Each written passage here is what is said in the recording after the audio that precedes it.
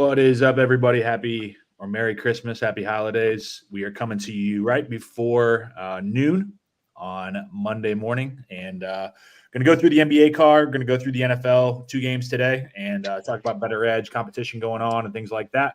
I have one of my co-hosts on Setting the Edge, Ray, is here, so I appreciate him giving us a little bit of his time this morning on Christmas Day.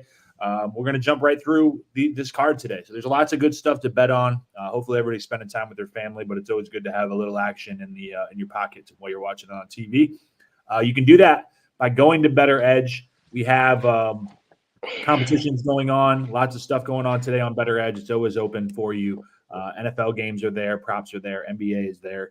We have our NFL competition. It's a little too late to join that one, but there is an NBA competition today going on that I just posted a little while ago, and I have it up on the screen here. It's $5 to join.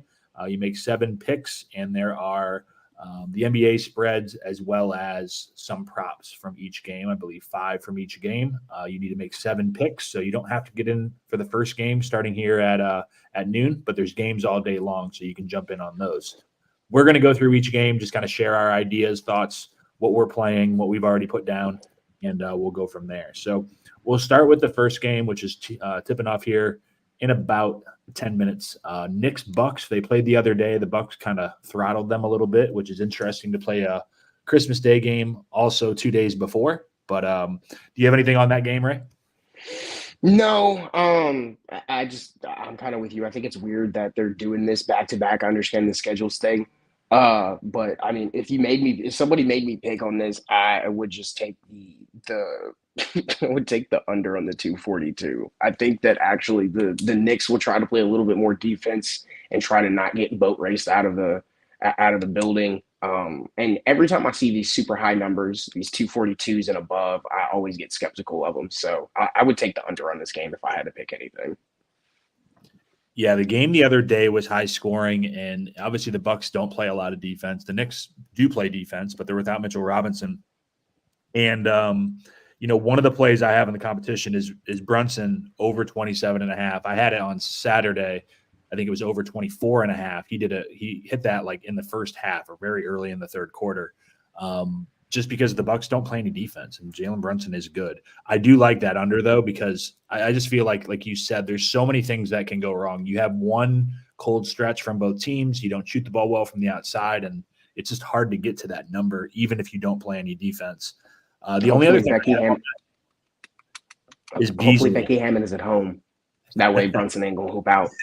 Ruining his Christmas is Malik Beasley. I had this also on Saturday, so I'm kind of replicating my card. Beasley shot the ball well from the outside. I have over 2.5 3 points made. I would prefer to do like I did Saturday, over 2.5, over 3.5, and over 4.5, and like scale my units. Unfortunately, in the communist state that I'm in right now in Florida, there's only one app, and that app doesn't have alternative 3-point lines. And I have them open on the Better Edge marketplace, but I need somebody to take the other side of them in order to fill them. So the disadvantages of not being in my multi-platform state of Pennsylvania where I can line shop. Yep. Well, Louisiana, for all its poorness and everything that it's worth, we got $8 and it's great. Yes, it's so frustrating because I know exactly where I would go. I could get it on two different apps, would have the ladders with the alternate lines, and I could line shop. But whatever, Florida. Yeah. Next game on the card is 2:30 Warriors at Nuggets. Obviously, the defending champs. They're 7-point favorites. Over under 237.5. Anything on that game? Give me the Warriors to cover. Really? Yes. I think honestly, what is it with the Jackson Trace Davis kid? Yeah. Is like how Miami talks about Jaime Jaquez. Like it's not the same thing, obviously, but like that kid is really good. I think we're at the point in the season where a lot of teams are realizing there's certain people within their roster and their lineups that they need to get the hell out of the way. The Bulls with Zach LaVine is one of those teams, and the Warriors with Draymond Green is another one. They got rid of this dude. I thought they started to play a little bit better offense. Defensively, I get what he provides through them, but it's Christmas. You think Steph's going to let that big Serbian dude show him up? Come on now. It's Give true. me the Warriors to And they're cover. doing that really, like to your point, they're doing that with Wiggins and they're doing that with Kevon Looney too. They're scaling them back and playing the Podzinski guy, Trace Jackson Davis, Moses Moody, Kuminga's getting more minutes. So they're kind of making The youth movement, yeah. exactly. I lean the other way. I think Nuggets -7. I just think the Nuggets are a better team. I use that in the competition. I have Murray over 21.5 points in both competition, and I was able to get that bet here. And I'm fading Clay. I know he's been playing better lately, but I just think he's a guy that's so variable. Under 20.5 points in the Oh, he's competition. banned. He's banned. It doesn't matter whatever you pick with Clay. If you're me, he's gonna get the over. He gets the notification on his phone immediately. Oh, he picked the under for me. All right, it's under 17 and a half. I'm getting 18 tonight on the dot. He will get 18. You need 3.5 threes. He's gonna give you 2.5. I promise you. He is like that. Guy's an asshole. Mm-hmm. Speaking of assholes, Celtics and Lakers is the next game at 5 o'clock. Both of those teams I would categorize in the asshole department. 3.5 for the Celtics being favored, and then over under 234.5. Anything on that game? Nah, I wanted to take the spread, but it's another one of those. It's LeBron on Christmas, and I get how hot the Celtics are, but he's been doing this nonsense of I can keep beating Father Time. I can keep beating Father Time. If he went for 45 today, I would just shrug my shoulders and be like, yeah, that'll be in the documentary. So I could see them keeping it close, but I'm staying off of the whole thing today. Yeah, I mean, the Celtics just beat up on the Clippers, who had been hot on, I believe it was Saturday. So they've been in LA for a couple of days. I don't have anything besides I'm going the under, just again, kind of to your point earlier about 234.5 isn't as high as the 240s, but I still think the Lakers can make it a kind of grinded out game, slow pace, that type of thing. And so, if they can slow it down just a little bit, 234 is a big number to get to. 8 o'clock, the Heat and the Sixers. So obviously we got some news yesterday that Joel Embiid is, I don't know what he's doing. He's at Wawa today. He's getting breakfast pancakes for the kids, maybe like a shorty, sizzly or whatever. It's still to be determined if Jimmy's going to play. I was listening to Ethan a little bit earlier. He seems to think that Jimmy's not going to play, but that news hasn't dropped yet. So Heat right now are 3.5 point favorites over under 225.5. What are you thinking about that game? So I don't have anything for any of the game bets, but prop wise, that I was looking at it on Louisiana, so I was on FanDuel, and I think because the news hasn't dropped, they still have Jimmy's line posted, they still have Bam's line posted, and it's what it would be if all three of those guys are playing, and if it's still sitting at that, Tyler Hero is 22.5 points, and I would slam the over with like the coffin of my grandmother to get the money for that. Like you cannot tell me that Tyler's not going to get 22.5 points. And I even said it in one of my group chats where I was like, when Tyler gets 40 and the game winner on Tyrese Maxey, it's going to feed nations. Yeah, it's funny because Ethan was talking about the Tyler over. I have a little, I don't know, like I feel like Philly, if you're going to draw attention, especially if Jimmy's not playing, you can throw Melton and Pat Bev at him and just try to make his life hell. I do think, though, that he's grown enough that he can overcome that, and the opportunities are going to be there. And he's obviously been scoring at that number easily. So it's almost like you're betting if Jimmy's going to be in or out. And I wanted to, for that reason, I wanted to bet on Jaime's overs now because if Jimmy doesn't play, now you have huge opportunity and bonus there. But if Jimmy does play, we know that Jaime's still good enough that he can actually get to those numbers anyways. But again, in this communist, low education, whatever the hell is going on in Florida State, this impoverished freaking app has like 4 players in it at shitty lines, so I can't bet it.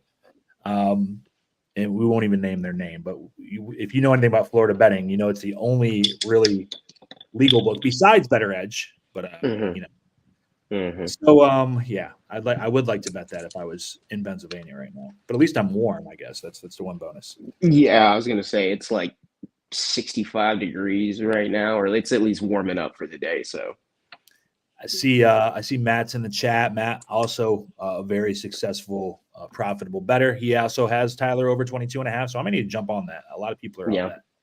Good regardless of Jimmy's status. For the competition, I did lock in Heat -3.5. was searching for something else. I think if Jimmy gets marked out, the public is going to run to the Sixers. It will probably get closer to like, I still think the Heat will be favored because you still have Jimmy so you still have Tyler and Bam against Maxey and Tobias, and we're at home. So it's probably closer to like a -1, -1.5 if Jimmy's not there. And if he gets marked in, it probably goes up. So you kind of, again, have to think about what you think is going to happen if you're going to bet that line. But I did 3.5. I have Maxey under 31.5. I'm just kind of betting on Eric Spoelstra devising a plan. I know that he has huge advantages against us with quickness. I think Caleb will draw the matchup, but who knows? I just think that, if they can slow him down, it's definitely in their favor. And so maybe they'll pay extra attention to him, but it is just like a regular season game. So who knows with that.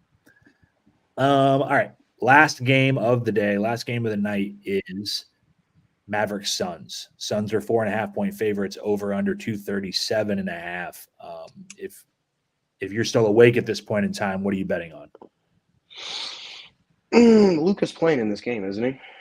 I believe so. Yeah, then give me the Mavericks to cover. I could see the Mavericks just winning outright. Somebody made fun of KD because he keeps jumping from super team to super team, and it never works out because somebody always gets hurt, somebody always gets injured, and it's like it's not even an ounce. There's a whole lot of truth to it. Like, this keeps happening.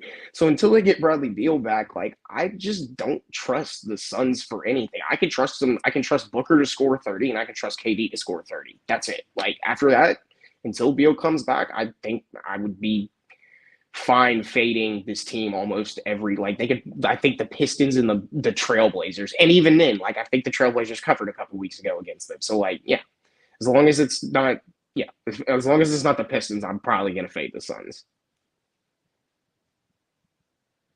Yeah, I agree with that. They're one of those teams that's a public team that people think the Suns, you have those three guys. I know Beal's hurt, but like, people are going to rally behind them. And I just don't think they're actually that good right now. They have the chance to get better when everybody's healthy and when things start to gel. But right now, they're not really gelling. I spoke incorrectly. I thought there were 2 games today. There's 3 NFL games today. The Eagles Giants game doesn't count, and that's what I thought you were saying the entire time. My bad. Inside joke there, I guess. Let's start Raiders and Chiefs. It's 1:00. So kicking off here in about an hour. Chiefs are 10.5-point favorites, over under 40.5. Anything props? Anything spread? Anything with that? So, you know this, and I make fun of you for it all the time. It applies to Matt, who's in the comments too. I have the Action Network app to be able to track some of the playbook bets and just kind of keep track of everything. Well, I have certain people's notifications on, and I do believe one of the people's notifications that came on was Matt Hanna fans, in which he said Raiders -10.5, and I actually agree with that. I like the Chiefs. I think the Chiefs are really good. But I also think in some weird way that, like, whenever I start seeing these double digit spreads like this, that especially, what did you just say about the Chiefs? The Lakers or whoever, the Suns, Like they're a public team. Yeah. And so it's like 10.5. The Raiders just had a really fantastic offensive explosion a couple games ago. Josh Jacobs isn't playing, but I do like that Zamir White kid. So I'll take the 10.5, and I'll also take I don't know if Better Edge actually has the anytime touchdown scores. I'm pretty sure they do. But Isaiah Pacheco, he's back today. Gonna fill that lead role for them again. Clyde Edwards-Helaire did a good job, at least in the second game, doing so. But give me Pacheco to at least score a touchdown today.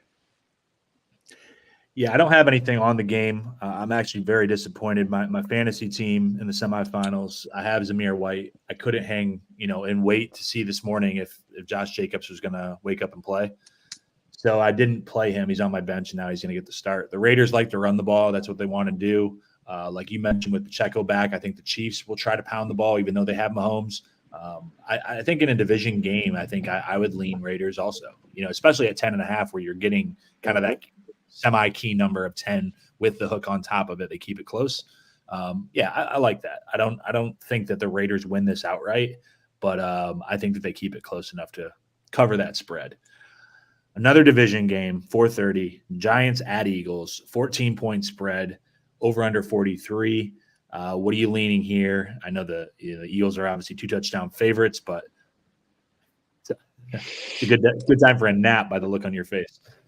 I don't want to touch that. Like maybe I've been real heavy onto the anytime touchdown scorers, trying to find any type of value I can. I mean, last night I hit Mike Gesicki plus 550 for a touchdown. So I mean, just kind of looking at it, and when I was looking at it earlier this morning, I think AJ Brown was somewhere still in the 120 plus 120 plus 130 area. It's been a while, I feel like, since he's garnered in a touchdown for them. And even if this is a divisional game, the Eagles are going to be able to move the ball. The Eagles are going to be able to score. Whatever the Giants do in response is fine. So I'm not going to touch any of the game bets, but if I took a AJ Brown anytime touchdown score, I'd probably put like a half unit on it. I like it. I don't have anything on it. I would obviously lean Eagles, but again, a division game. Can the Giants keep it close? Can Tommy Cutlets, just keep the ball out of the Eagles' hands? I don't know. The Giants aren't very good, so I would say I would just lean away from playing it at all. To be honest with you, Yeah. the last game of the like night, you said. probably the second best game of the week if you think Cowboys and Dolphins. But this is the premier one, the number one team in both division, Ravens 49ers. What do you lean here? It's the Niners. I guess it's moved up to 6. It was at 5.5, 5 most of the week. Over under 46.5. So I even in this, I had this in Setting the Edge. If anybody watched that, y'all know how I feel about the Ravens. Oh no, we didn't do it this week. We put out video plays. That's right. But I had the Ravens minus 5.5. I know it's moved up to 6. I mean, all that does is give you a push instead of being being able to outright lose the bet, which is cool with me. I'll take that. I know the Niners are good. I think this is a potential Super Bowl matchup. I can see the Ravens keeping this just like I see this is one of those games that's like 24-21 going into the last possession, and whoever's got the ball last is either going to kick the field goal to like tie the game or they're going to lose. And then we'll flip the script when we go to the Super Bowl and these two teams play, and it'll be the exact opposite situation where the other team is fighting with the last possession. But this is a one-score game. Like Lamar Jackson's good enough to do this. Brock Purdy's going to probably solidify his MVP campaign, and you'll go ahead and collect your coin on that. Congratulations to you. But yeah, give me the Ravens minus 6. I like that. I'm also on the Ravens. I have it at 5.5. But like you said, it's not the difference between 5.5 and 6 is so small that it's not. Who cares? You're still betting the same thing, and that number is not going to get up to the 7 that would really make it matter. So. Ravens, I feel like they keep it close. I think they're a good team. Obviously, the Niners are a great team. I do have Niners team total over 26.5. I think that the Niners are still going to score points, and they've done that routinely every week, no matter who they go against. The other one that I've heard that I intrigues me, but I haven't played is 49ers leading at half and winning the game. Because they usually take their business early, and it's not, as opposed to like you could bet the Ravens are up at half and then the Niners win, which would probably pay off money. But, if you think that the Niners are going to win, usually they take care of business and they just ride through the whole game. But that being said, I know that there's a stat, and I'm not going to know the exact number, but the Ravens have basically not trailed the entire season. Like they've just controlled the entire season, which is crazy. Like there's very minimal time that they've been down. So that's something to think about too, man. They haven't played the 49ers. We're in week 16 and they haven't trailed? They've trailed, but it's been very, very small above the amount of time that they've trailed. So it should be a very good game. Obviously, it goes right up against the Heat and the Sixers. So, all the awards that the Heat are going to try to get, Bama Depoy, everybody's going to be watching 49ers Ravens anyway, so we're not going to get any of the attention. But maybe that's good if we don't show up. Who knows? But it should be a great game tonight. We will be back next week, hopefully, without the holidays and all that stuff in the way. We've been kind of bumping around with Thanksgiving and Christmas and not being able to get everybody together. But I'm hopefully that we can get Tony away from selling product, and Andy will be there and you'll be there, and we'll talk about Setting the Edge week 17 next week. Ray, before we jump out of here, before your time, please plug what you got going on with Playbook Sports and all that stuff. Yeah, man. As you guys know, I do work with Playbook Bets. We use a analytics software. It's called Betalytics. It's BETALYTICS.com. It's so hard for me to spell that out without screwing that up. Basically, what they do is they run through all the stats, all the analytics and things like that, plug them together. They have a model in which you can go through, find your props, fact check what you think, what you like. They have money line props, game props like we talked about today, touchdown props. That's how I've been making all this money this past weekend. And if you use code Playbook, capital, all letters Playbook, you'll get you 25% off your purchase. It's a really fantastic software. Like I said, I was an average gambler before I started using it.